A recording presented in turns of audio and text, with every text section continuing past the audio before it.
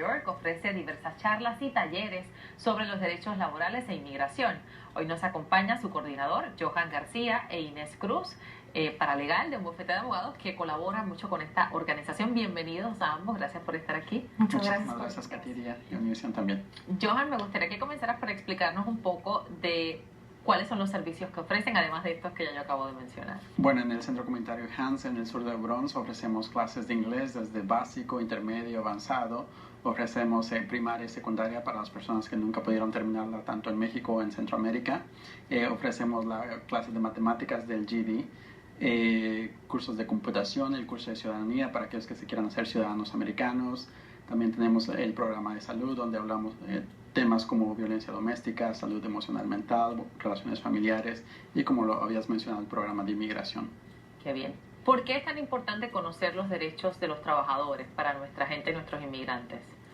Algo que nos hemos dado cuenta que mucha gente en el sur del Bronx ha sido abusada por su estatus migratorio. Los empleadores se aprovechan, o sea, de que no tienen estatus migratorio y los amenazan que los van a deportar, que les van a llamar a inmigración, o simplemente no les quieren pagar, se aprovechan de esa condición del inmigrante. Lamentablemente en el noticiero todas las semanas vemos historias de inmigrantes que pasan por esa situación, y la verdad es que debe ser una sensación de impotencia. ¿Qué es lo más que te dicen, Inés? O sea, digamos, las quejas más comunes o los casos más comunes que tienen que atender.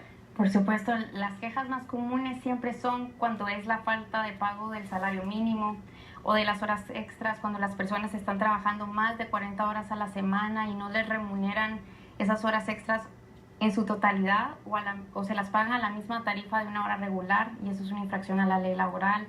O cuando no les hacen el pago de salarios prevalecientes, cuando estos corresponden ser pagados, que son a otra tarifa de la regular, o cuando no se hace pago de propinas, o las personas que las reciben se quedan con ellas sin dárselas a los trabajadores.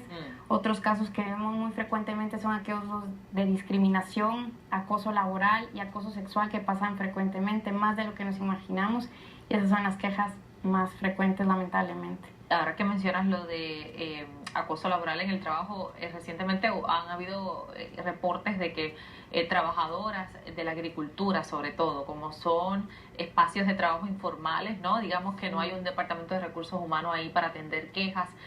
Hay ciertas industrias que se prestan todavía más para ese tipo de casos. Correcto, y siempre el factor de estatus migratorio, esas personas siempre son las personas que son más vulnerables y que están en situación de estar más propensas a que el empleador abuse de sus derechos en contra de ellas. Y ustedes lo que le dan es las herramientas para que sepan cuáles son sus derechos, aunque no tengan documentos. Correcto, porque realmente el estatus migratorio de la persona no tiene ninguna importancia para este tipo de reclamos.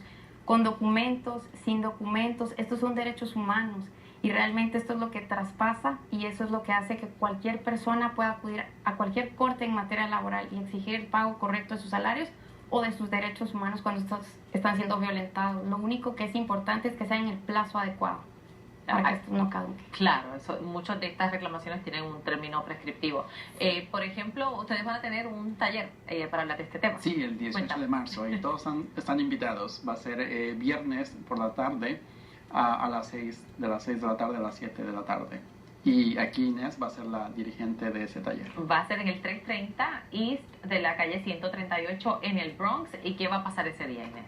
Ese día vamos a darle una charla a todas aquellas personas que asistan. Les vamos a comentar un poco más detalladamente sus derechos, que les podemos también sugerir para que ellos protejan sus derechos mientras están trabajando y no cuando ya están fuera de ellos, o incluso si están fuera ya del trabajo y quieren interponer algún tipo de reclamo, qué pueden hacer, cómo lo pueden hacer. También platicaremos un poco de las industrias donde más se ven afectados los trabajadores y qué pueden hacer de acuerdo a esas circunstancias.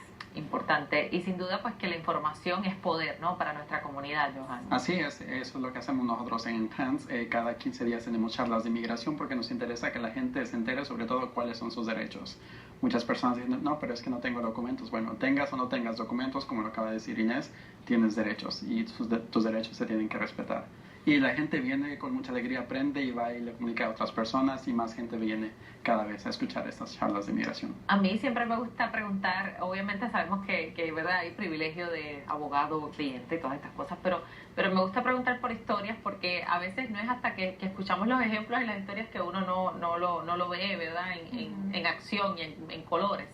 Por ejemplo, ¿cuál de los casos ha sido el más que te ha impresionado quizás de un patrono que haya llegado a extremos que uno a veces no puede ni imaginar? Hay varios, digamos, en diferentes ámbitos. En cuanto a las horas extras, el que más me ha impactado es un grupo de trabajadores que llegaron a trabajar hasta 72 horas por semana y no les pagan ninguna hora extra en su totalidad. La señora que trabajaba en el lugar muchas veces trabajaba en la refrigeradora, ingresando los productos que tenía que ingresar. Sus manos estaban muy mal, ya en deterioro. Ese es uno, y también los casos de acoso sexual yo creo que son los que más llegan también porque son tan humanos y tan increíble pensar que una persona puede actuar de esa manera con otra persona. Creo que eso es lo que más... Sin duda.